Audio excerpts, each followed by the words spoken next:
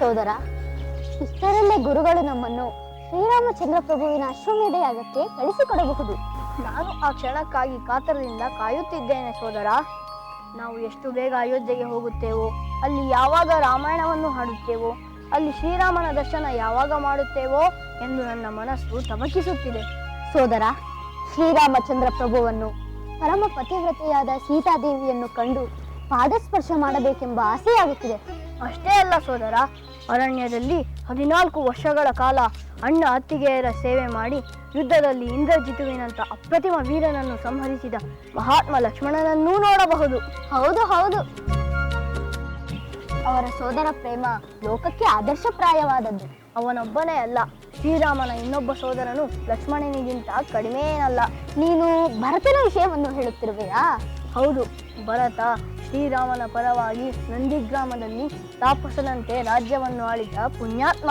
ಹೌದು ಸೋದರ, ಭರತನ ಸೋದರ ಪ್ರೇಮ ಅನುಪಮವಾದದ್ದು, ಲಕ್ಷ್ಮಣನಿಗಿಂತ ಮೇಲೆಂದೇ ಹೇಳಬಹುದು. ಅಂತ ಮಹನೀಯನನ್ನು ಕಾಣುವುದೇ ನಮ್ಮ ಭಾಗ್ಯ. ಅವರ ಜೊತೆಯಲ್ಲಿ ಶತ್ರುಘ್ನನು ಇದ್ದೇ ಇರುತ್ತಾನೆ. ಶ್ರೀರಾಮಚಂದ್ರನ ಆದರ್ಶ ಸಂಸ್ಕಾರವನ್ನು ಕಂಡು ನಾವು ಧನ್ಯರಾಗೋಣ. ಸೋದರ, ನಾನು ಅತುಲ ಪರಾಕ್ರಮಿಯು ಮಹಾರಾಮಭಕ್ತನೂ ಆದ ಹನುಮಂತನನ್ನು ನೋಡಬೇಕು. ನೋಡಬಹುದು, ಏಕೆಂದರೆ ಶ್ರೀರಾಮಚಂದ್ರನು ಈ ಮಹಾಯಜ್ಞಕ್ಕೆ ಪರಮಾಪ್ತರಾದ ವಾನರರನ್ನು ಖಂಡಿತ ಆಹ್ವಾನಿಸಿರುತ್ತಾನೆ. ಹೌದು ಸೋದರ, ನಾವು ಹಾಡುವ ಮಹಾ ವ್ಯಕ್ತಿಗಳನ್ನು ಕಣ್ಣಾರೆ ನೋಡುವ ಭಾಗ್ಯ ಸಿಗುತ್ತಿದೆ.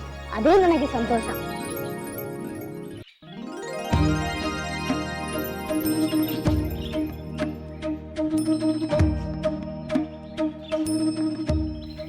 ಗುರುಗಳಿಗೆ ಪ್ರಣಾಮಗಳು.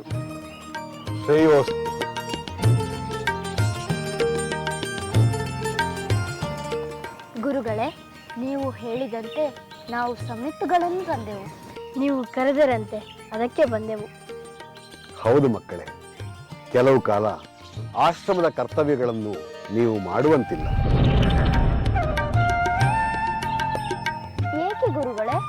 ನೀವು ಹೇಳಿದಂತೆ ನಾವು ಅಯೋಧ್ಯೆಗೆ ಹೊರಡಬೇಕೇ?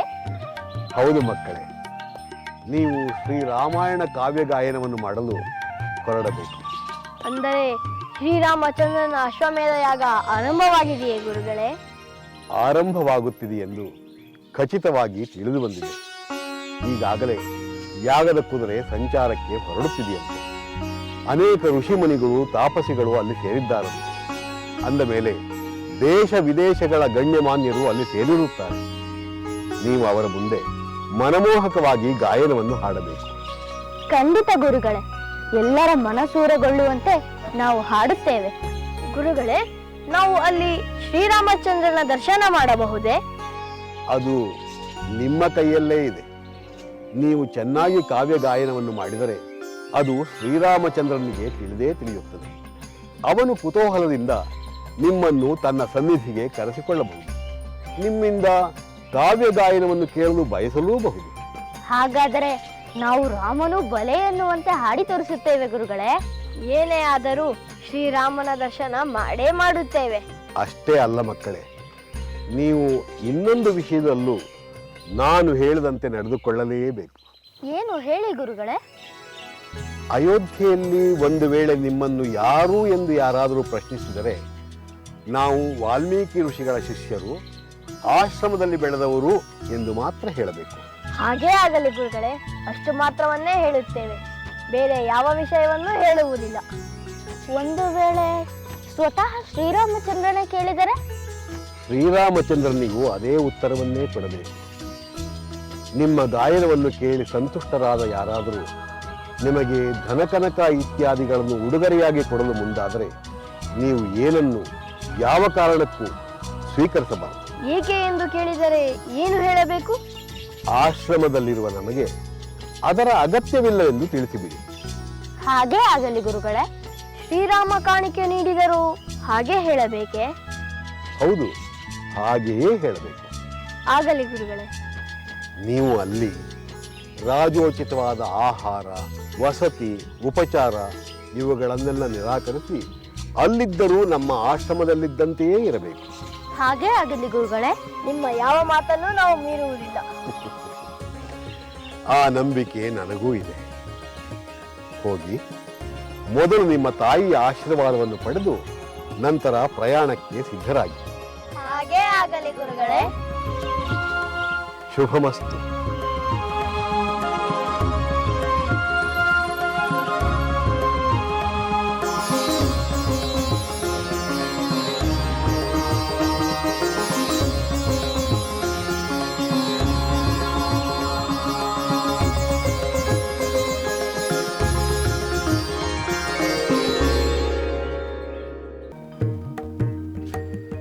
ಅಮ್ಮ, ನಿನ್ನ ಆಶೀರ್ವಾದ ಪಡೆದು ನಾವು ಅಯೋಧ್ಯೆಗೆ ಹೊರಡಲು ಸಿದ್ಧರಾಗಬೇಕಂತೆ. ಹೌದಮ್ಮ, ನಾವು ನಮ್ಮ ಗುರುಗಳು ರಚಿಸಿರುವ ರಾಮಾಯಣ ಕಾವ್ಯವನ್ನು ಹಾಡಿ ಎಲ್ಲರ ಮೆಚ್ಚುಗೆ ಗಳಿಸುವಂತೆ ಆಶೀರ್ವದಿಸು.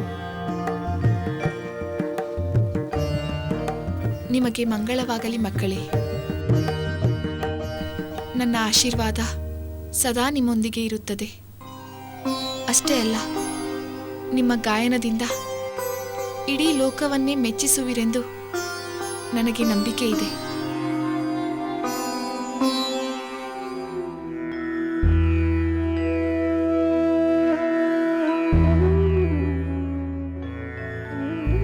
ಅಮ್ಮ, ಏಕೆ ಸುಮ್ಮನಾದೆ? ನಿನಗೆ ಬೇಸರವೇ? ಬೇಸರವೇಕೆ ಮಕ್ಕಳೇ? ಒಂದು ವಿಷಯ, ಯಾರೇ ಮೆಚ್ಚಿದರೂ ಅಪಾರ ಪ್ರಶಂಸೆ ಮಾಡಿದರೂ ನೀವು ಅಹಂಕಾರಗೊಳ್ಳಬಾರದು. ಏಕೆಂದರೆ ಅಹಂಕಾರ ಆತ್ಮವಿನಾಶಕ್ಕೆ ದಾರಿಯಾಗುತ್ತದೆ. ಇಲ್ಲಮ್ಮ, ಅಹಂಕಾರ ಪಡುವುದಕ್ಕೆ ಏನಿದೆ? ಇದೆಲ್ಲ ನಮ್ಮ ಗುರುಗಳ ಅನುಗ್ರಹವಲ್ಲವೇ? ಹೌದಮ್ಮ, ನಮಗೇನಾದರೂ ಪ್ರಶಂಸೆ ಬಂದರೆ ಅದೆಲ್ಲ ನಮ್ಮ ಗುರುಗಳಿಗೆ ಸಲ್ಲಬೇಕು. ಅವರು ಕಲಿಸಿದ್ದನ್ನು ತಾನೇ ನಾವು ಹಾಡುತ್ತಿರುವುದು. ಇದು ಸರಿಯಾದ ಮಾತು. ಅದಿರಲಿ, ಅಲ್ಲಿ ಯಾರಾದರೂ ನಿಮ್ಮ ಮಾತಾಪಿತೃಗಳು ಯಾರು ಎಂದು ಕೇಳಿದರೆ ಏನು ಹೇಳುತ್ತೀರಾ? ನಾವು ವಾಲ್ಮೀಕಿ ಋಷಿಗಳ ಶಿಷ್ಯರು, ಅವರ ಆಶ್ರಮದಲ್ಲೇ ಬೆಳೆದವರು, ಅವರಿಂದ ವಿದ್ಯೆಯನ್ನು ಕಲಿತವರು ಎಂದು ಮಾತ್ರ ಹೇಳುತ್ತೇವೆ. ಅಮ್ಮ, ನಾವು ನಿನ್ನ ಬಗ್ಗೆ ಏನನ್ನೂ ಹೇಳಬಾರದೆ? ಬೇಡ ಬೇಡ ಮಕ್ಕಳೇ, ನನ್ನ ಬಗ್ಗೆ ಏನೂ ಹೇಳುವುದು ಬೇಡ. ಅಮ್ಮ, ಶ್ರೀರಾಮನೇ ತಂದೆ, ಸೀತಾದೇವಿಯೇ ತಾಯಿ ಎಂದು ಹೇಳಿಬಿಡುತ್ತೇನೆ. ಲವ, ಏನೆಂದೆ? ಸೀತಾರಾಮರು ಲೋಕಕ್ಕೆ ತಂದೆ ತಾಯಿ ಇದ್ದಂತೆ ಅಲ್ಲವೇ? ನಾವು ಅವರ ಪ್ರಜೆಗಳಾಗಿರುವುದರಿಂದ ಹಾಗೆ ಹೇಳಿದರೆ ತಪ್ಪಾಗುವುದಿಲ್ಲ. ಅಮ್ಮ, ಲವ ಹಾಸ್ಯಕ್ಕೆ ಹೇಳಿದರೂ ಅದರಲ್ಲಿ ಸತ್ಯಾಂಶವಿದೆ ಅಲ್ಲವೇ? ಪ್ರಭುವಾದವನು ತನ್ನ ಪ್ರಜೆಗಳನ್ನು ಮಕ್ಕಳಂತೆಯೇ ಪಾಲಿಸುತ್ತಾನೆ ಎಂಬ ಮಾತಿಗೆ ಅದೇ ಅರ್ಥವಲ್ಲವೇನಮ್ಮ? ಅಯ್ಯೋ ವಿಧಿಯೇ, ಇದೆಂಥ ಸಂಕಟದ ಪರಿಸ್ಥಿತಿಯನ್ನು ತಂದೊಡ್ಡಿದೆ. ಈ ಅಮಾಯಕ ಮಕ್ಕಳ ಬಾಯಲ್ಲಿ ಪರೋಕ್ಷವಾಗಿ ಸತ್ಯವೇ ಬರುತ್ತಿದೆ. ಆದರೆ ಆ ಸತ್ಯವನ್ನು ಎಲ್ಲರೊಂದಿಗೆ ಹೇಳಬೇಡಿ ಎಂದು ತಡೆಯುವ ದುರಾದೃಷ್ಟ ನನ್ನದಾಗಿದೆ.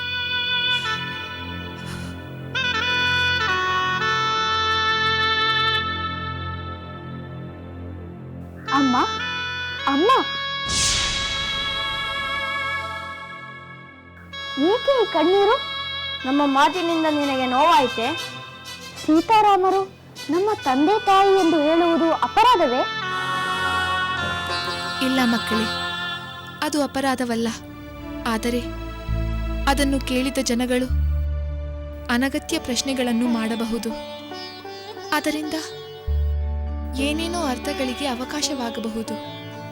ಆದ್ದರಿಂದ ನೀವು ಗುರುಗಳು ಹೇಳಿದಂತೆ ವಾಲ್ಮೀಕಿ ಮುನಿಗಳ ಶಿಷ್ಯರೆಂದು ಹೇಳಿಕೊಳ್ಳುವುದೇ ಸೂಕ್ತ. ಹಾಗೇ ಆಗಲಮ್ಮ, ನಾವು ಅದೇ ರೀತಿ ಹೇಳುತ್ತೇವೆ. ಅಮ್ಮ, ನೀನು ಹೀಗೆ ದುಃಖದಲ್ಲಿದ್ದರೆ ನಮಗೆ ಇಲ್ಲಿಂದ ಹೋಗಲು ಕಷ್ಟವಾಗುತ್ತದೆ. ನೀನು ಸಂತೋಷದಿಂದ ಕಳಿಸಿಕೊಟ್ಟರೆ ನಾವು ಯಶಸ್ವಿಯಾಗುತ್ತೇವೆ.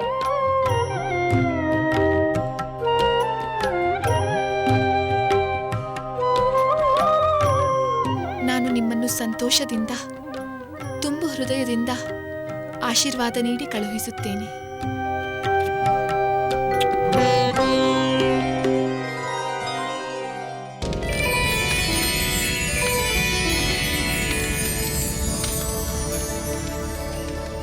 ರಾಮಚಂದ್ರ, ಯಾಗವು ವಿದ್ಯುತ್ವಾಗಿ ಆರಂಭವಾದಂತಾಗಿದೆ. ಯಾಗದ ಕುದುರೆಯನ್ನು ಪೂಜಿಸಿ ನಂತರ ಅದು ಸಂಚಾರಕ್ಕೆ ಹೋಗಬೇಕಾಗುತ್ತದೆ. ಇಲ್ಲಿ ನಿನ್ನ ಅತಿಥಿ ಸತ್ಕಾರ ಹಾಗೂ ದಾನ ಧರ್ಮದ ಪುಣ್ಯ ಕಾರ್ಯಗಳು ನಡೆಸಿಕೊಡಬೇಕು. ಹಾಗೆ ಆಗಲಿ ಗುರುದೇವ. ದಾನಾದಿಗಳಿಗೆ ಅಗತ್ಯವಾದ ವಸ್ತುಗಳನ್ನೆಲ್ಲ ನನ್ನ ಸೋದರರು ಈಗಾಗಲೇ ಸಿದ್ಧಪಡಿಸಿದ್ದಾರೆ. ಎಂದು ಯಾವ ರಾಜನು ಮಾಡದಷ್ಟು ಯಥೇಚ್ಛವಾಗಿ ದಾನ ನೀಡಬೇಕೆಂದುಕೊಂಡಿದ್ದೇನೆ. ರಾಮಚಂದ್ರ, ನೀನು ಸುವರ್ಣ ಸೀತೆಯೊಂದಿಗೆ ಕುಳಿತುಕೊಂಡು ದೀಕ್ಷಾಬದ್ಧನಾಗಬೇಕು. ದೀಕ್ಷೆಯನ್ನು ಪಡೆದ ಮೇಲೆ ಕಠಿಣ ವ್ರತಾಚರಣೆಯಿಂದ ಕಟ್ಟುನಿಟ್ಟಾಗಿ ಜಿತೇಂದ್ರಿಯನಾಗಿರಬೇಕು. ಹಾಗೆ ಆಗಲಿ ಪೂಜ್ಯರು, ತಮ್ಮ ಆದೇಶದಂತೆ ನಡೆದುಕೊಳ್ಳುತ್ತೇನೆ. ರಾಮಚಂದ್ರ, ಯಾಗದ ಕುದುರೆಯನ್ನು ತರಿಸು. ಸೀತೆಯ ಮೂರ್ತಿಯ ಪಕ್ಕದಲ್ಲಿ ನೀನು ಕುಳಿತುಕೋ. ಆಗಲಿ ಗುರು. ಸೋದರ ಲಕ್ಷ್ಮಣ, ಸಹೋದರ, ನಾನು ಈಗಲೇ ಯಜ್ಞಾಶ್ವವನ್ನು ತಂದೆ.